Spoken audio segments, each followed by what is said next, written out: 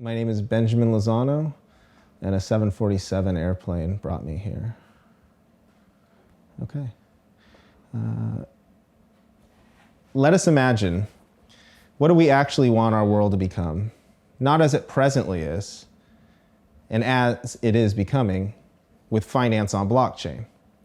Not as financial technologies are presently being used, but how we wish them to be used.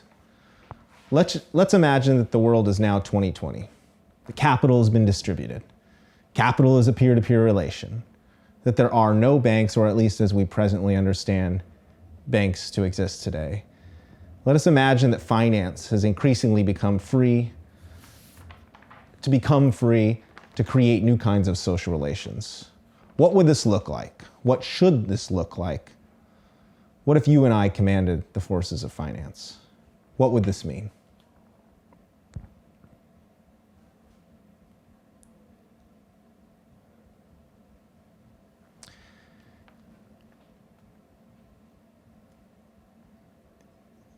Finance is a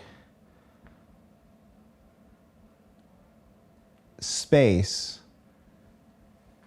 that is a powerful space precisely because it's chocked full with attractors for human behavior.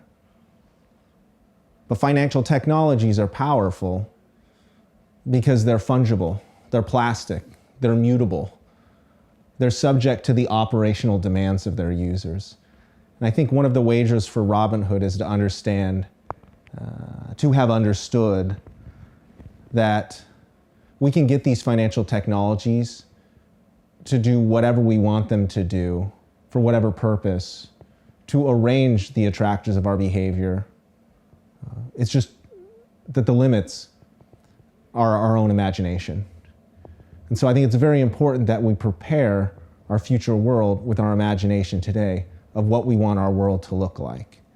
If you and I commanded the forces of finance, what that would essentially mean is we would have in our hands the ability to self-arrange the attractors of our own behavior. And the simple definition for that is, that's what autonomy is. That's what it means to be autonomous. And so a future in which we control the forces of finance would be a future where society would be autonomous over itself, with itself, for its own purposes.